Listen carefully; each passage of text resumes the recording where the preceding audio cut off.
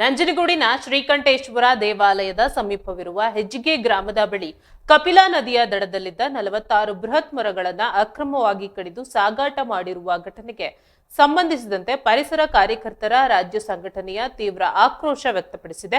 ಈ ಕುರಿತು ಪತ್ರಿಕಾ ಹೇಳಿಕೆ ಬಿಡುಗಡೆ ಮಾಡಿರುವ ಸಂಘಟನೆ ಅರಣ್ಯ ಇಲಾಖೆಯ ನಿರ್ಲಕ್ಷ್ಯ ಮತ್ತು ಕರ್ತವ್ಯ ಲೋಪವನ್ನ ತೀವ್ರವಾಗಿ ಖಂಡಿಸಿದೆ. ಮಾಧ್ಯಮಗಳಲ್ಲಿ ವರದಿಯಾದಂತೆ ಅಕ್ರಮ ಮರಗಳ ಕಡಿತ ಪ್ರಕರಣವು ಅರಣ್ಯ ಇಲಾಖೆಯ ಗಮನಕ್ಕೆ ಬಂದಿದ್ದು ಆರ್ಎಫ್ಒ ಅವರು ಆಯಾಸ್ ಪಾಷಾ ಎಂಬ ವ್ಯಕ್ತಿಯ ವಿರುದ್ಧ ಮೊಕದ್ದಮೆ ದಾಖಲಿಸಿದ್ದಾರೆ. ಆದರೆ ಘಟನೆ ನಡೆದು ಹಲವು ದಿನಗಳಾದರೂ ಇಲಾಖೆ ಅಧಿಕಾರಿಗಳು ಸೂಕ್ತ ಕ್ರಮ ಕೈಗೊಳ್ಳದಿರುವುದಕ್ಕೆ ಸಂಘಟನೆ ಆಕ್ಷೇಪ ವ್ಯಕ್ತಪಡಿಸಿದೆ. ಸಂಘಟನೆಯು ಹಲವು ಪ್ರಶ್ನೆಗಳನ್ನ ಎತ್ತಿದ್ದು 46 ಮರಗಳನ್ನ ಕಡಿದು ಸಾಗಾಟ ಮಾಡುವವರೆಗೂ ಅರಣ್ಯ ಇಲಾಖೆ ಅಧಿಕಾರಿಗಳು ಏನು ಮಾಡುತ್ತಿದ್ದರು? ಆಯಾಸ್ ಪಾಷಾ ಒಬ್ಬನೇ ಈ ಕೃತ್ಯ ಎಸಗಲು ಸಾಧ್ಯವಿಲ್ಲ. ಅವನಿಗೆ ಸಹಾಯ ಮಾಡಿದವರು ಯಾರು? ಉಪ ಅರಣ್ಯ ಸಂರಕ್ಷಣಾಧಿಕಾರಿಗಳು ಇನ್ನು ಸ್ಥಳ ಪರಿಶೀಲನೆ ನಡೆಸಿಲ್ಲ ಏಕೆ? ಆರೋಪಿ ತಲೆಮರೆಸಿಕೊಂಡಿರುವ ಹಿನ್ನೆಲೆಯಲ್ಲಿ ಆತನನ್ನ ಬಂಧಿಸಲು ಪೊಲೀಸರ ನೆರವು ಪಡೆಯುವ ಬಗ್ಗೆ ಇಲಾಖೆ ಅಧಿಕಾರಿಗಳು ಏನು ಹೇಳುತ್ತಾರೆ?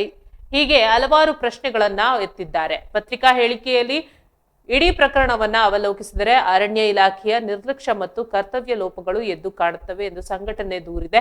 ಕಳೆದ ವರ್ಷ ಸುಪ್ರೀಂ ಕೋರ್ಟ್ ದೊಡ್ಡ ಸಂಖ್ಯೆಯಲ್ಲಿ ಮರಗಳನ್ನ ಕಡಿಯುವುದು ನರಹತ್ಯೆಗಿಂತ ಭೀಕರ ಎಂದು ಅಭಿಪ್ರಾಯ ವ್ಯಕ್ತಪಡಿಸಿತ್ತು. ದೇಶದ ಸರ್ವೋಚ್ಚ ನ್ಯಾಯಾಲಯದ ಈ ಅಭಿಪ್ರಾಯವೂ ಸಹ ಅರಣ್ಯ ಇಲಾಖೆ ಅಧಿಕಾರಿಗಳ ಮನಸ್ಸಿಗೆ ನಾಟಿಲ್ಲದಿರುವುದು ದುರದೃಷ್ಟಕರ ಸಂಗತಿ ಎಂದು ಸಂಘಟನೆ ವಿಷಾದ ವ್ಯಕ್ತಪಡಿಸಿದೆ.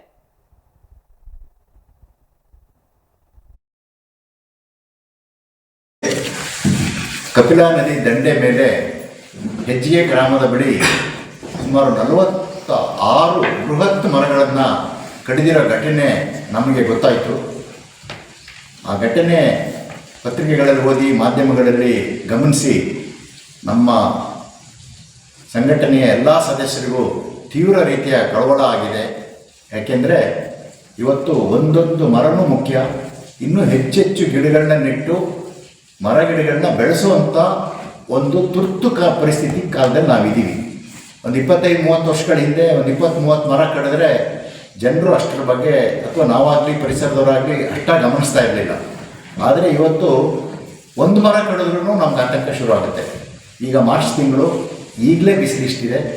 ಏಪ್ರಿಲ್ ಮೇ ಏನಾಗ್ಬೋದಪ್ಪ ಅಂತೇಳಿ ಬಹುತೇಕ ಎಲ್ಲರೂ ಚಿಂತಾಕ್ರಾಂತರಾಗಿದ್ದಾರೆ.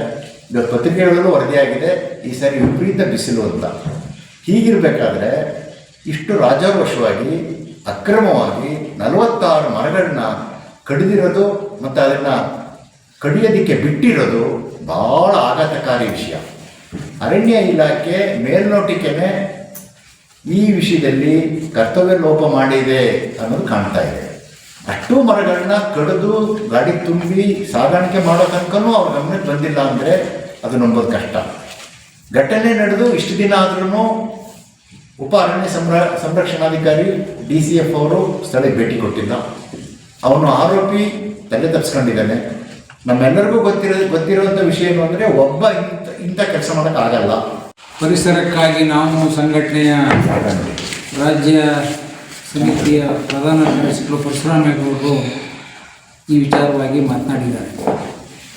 ಮೊದಲನೇದಾಗಿ ಪರಿಸರವನ್ನು ಉಳಿಸೋಂಥ ಕೆಲಸ ಪ್ರತಿಯೊಬ್ಬರು ಕರ್ತವ್ಯ.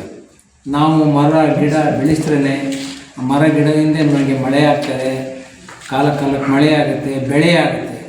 ಇದು ಪೂರ್ವಕವಾಗಿ ಎಲ್ಲರೂ ಕೂಡ ವಾತಾವರಣ ಹಿಡಿದು ರೈತರಿಂದ ಹಿಡಿದು ಏನು ಇವತ್ತು ತಾಪಮಾನ ಏರುಪೇರು ಆಗ್ತಾಯಿದೆ ಇದಕ್ಕೆಲ್ಲಕ್ಕೂ ಕಾರಣ ನಾವು ನಾಶ ಮಾಡ್ತಕ್ಕಂಥ ಮರಗಳನ್ನು ನಾವು ತಡೆಯದೇ ಇದ್ದರೆ ಇನ್ನು ಮುಂದೆ ಮುಂದಿನ ಪೀಳಿಗೆಗೆ ಭಾಳ ಕಷ್ಟ ಆಗ್ತದೆ.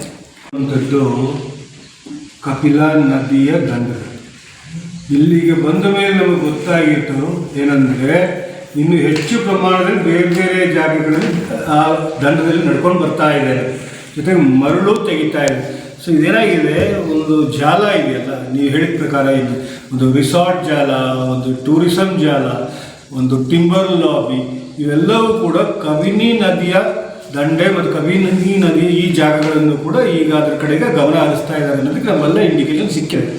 ಯಾವುದೋ ಅಡ್ವರ್ಟೈಸ್ಮೆಂಟ್ ಆಗೋಕ್ಕೆ ಏನೋ ಅದನ್ನು ಮರಗಳಿಗೆ ಟ್ಯಾಗ್ ಮಾಡ್ತೀರಾ. ಆ ಸೆನ್ಸಸ್ ಮಾಡಿ ಟ್ಯಾಗ್ ಮಾಡ್ಲಿಕ್ಕಾಗಲ್ವಾ ನಿಮಗೆ? ಏನೋ ಒಂದು ಎಕೋ ಫ್ರೆಂಡ್ಲಿ ವೇಯಲ್ಲೇ ಆ ಮರಗಳಿಗೆ ಟ್ಯಾಗ್ ಮಾಡಿ ಇದು ನಮ್ಮದು ಅಂತೇಳಿ. ನಾನು ನಿನ್ನೆ ಎಲ್ಲರಿಗೂ ಫೋನ್ ಮಾಡ್ತಾ ಕೇಳಬೇಕಾದ್ರೆ ಫಾರೆಸ್ಟ್ ಡಿಪಾರ್ಟ್ಮೆಂಟಲ್ಲಿ ಇಲ್ಲ ಮೇಡಮ್ ಅದು ನಮಗೆ ಬರೋದಿಲ್ಲ ಅಂತೇಳಿ ಅವ್ರು ಹೇಳ್ತಾರೆ, ನಿಮಗೆ ಬರೋದಿಲ್ಲ. ಹಾಗಾದ್ರೆ ಮರ ಕಡಬೇಕು ಅಂದರೆ ನಿಮ್ಮ ಫಾರೆಸ್ಟ್ ಡಿಪಾರ್ಟ್ಮೆಂಟಿಗೆ ಯಾಕೆ ನಾವು ಪರ್ಮಿಷನ್ ತೊಗೋಬೇಕು? ಗೌರ್ಮೆಂಟಿಗೆ, ಸರ್ಕಾರಕ್ಕೆ ಅಥವಾ ಸುಪ್ರೀಂ ಕೋರ್ಟಿಗೆ ಅಷ್ಟು ತಲೆ ಇಲ್ವಾ? ಫಾರೆಸ್ಟ್ ಡಿಪಾರ್ಟ್ಮೆಂಟಿಗೆ ಯಾಕೆ ಅವರು ಹೇಳ್ತಾರೆ? ನಂಜನಗೂಡಲ್ಲಿ ಮರಗಳ ಮಾರಣ ಹೋಮದ ಬಗ್ಗೆ ಹೋರಾಟದ ಸಂಗಾತಿಗಳು, ಪರಿಸರ ಪ್ರೇಮಿಗಳು ಹಲವಾರು ವಿಚಾರಗಳನ್ನ ಹೇಳಿದ್ದಾರೆ. ಈಗ ನಾನು ಹೇಳೋದು ಏನಪ್ಪ ಅಂತಂದರೆ, ಸುಪ್ರೀಂ ಕೋರ್ಟು ಕ್ಲಿಯರಾಗಿ ಹೇಳಿದೆ. ಅವರು ಈಗ 26 ತಾರೀಕು 26/3/2025 ಮಾನ್ಯ ಈಶ್ವರ ಖಂಡ್ರೆ ಅವರು ಈ ವಿಚಾರವಾಗಿ 90 ಏನು ಮರಗಳನ್ನ, ಏನು ದೊಡ್ಡ ದೊಡ್ಡ ಬೃಹದಾಕಾರಗಳನ್ನ ಮರಗಳನ್ನ ಕಡಿದ್ರೆ ಅವ್ರಿಗೆ ಸುಪ್ರೀಂ ಕೋರ್ಟ್ ಗೈಡ್ಲೈನ್ಸ್ ಏನು ನೀಡಿದೆ ಅದರ ಪ್ರಕಾರ ಶಿಕ್ಷೆ ಆಗಬೇಕು ಮತ್ತು ಅದಕ್ಕೆ ಯಾವುದೇ ರೀತಿಯ ಕರುಣೆ ತೋರಿಸ್ಬಾರಂತೂ ಅರಣ್ಯ ಇಲಾಖೆ ಸಂರಕ್ಷಣಾ DCF ಅಂದರೆ ಬೆಂಗಳೂರಿನ ಪ್ರಧಾನ ಕಚೇರಿಗೆ ಪತ್ರವನ್ನು ಬರೆದು ಮಾಡಿದ್ದಾರೆ. ಇಂಥ ಒಂದು ನಿಯಮಾವಳಿಗಳು ಇದ್ರೂ ಸುದ ನಂಜನಗೂಡಲ್ಲಿ ರಾಜಾರೋಷವಾಗಿ ಈ ಥರವಾದಂಥ ಮರಗಳನ್ನ ಮರಣ ಹೋಮ ಆಗ್ತದಂತಂದರೆ ಇದರಿಂದ ಒಬ್ಬ ಮುಸ್ಲಿಮ್ಸ್ನವನು ಕಡ್ದಾಕಿ ತಗೊಂಡು ಹೋಗ್ತಾನೆ ಅಂತಂದರೆ ಅವ್ನಿಗೆ ಅಷ್ಟು ಧೈರ್ಯ ಎಲ್ಲಿಂದ ಬಂತು? ಇದರಿಂದ ಯಾರಿದ್ದಾರೆ? ಈಗಾಗಲೇ ಬಸವರಾಜ್ ಅವರು ಮತ್ತು ನಮ್ಮ ಪರಶುರಾಮಗೌಡವರು ಇದು ವ್ಯವಸ್ಥಿತವಾದ ಇಲ್ಲಿ ಮೌಖಿಕವಾದಂಥ ಸಂಚು ನಡೆದಿದೆ ಅಂತ. ಆ ಸಂಚು ಸತ್ಯ. ಹಾಗಾಗಿ ಅದರ ಬಗ್ಗೆ ಕಠಿಣವಾದಂಥ ಯಾರು ಪತ್ತೆ ಹಚ್ಚಬೇಕು, ಅವ್ರ ಮೂಲ ಯಾರು ಇದಕ್ಕೆ ಕುಮ್ಮಕ್ಕು ಕೊಟ್ಟವ್ರೆ ಅವ್ರ ಮೇಲೆ ಕ್ರಮ ಆಗಬೇಕು.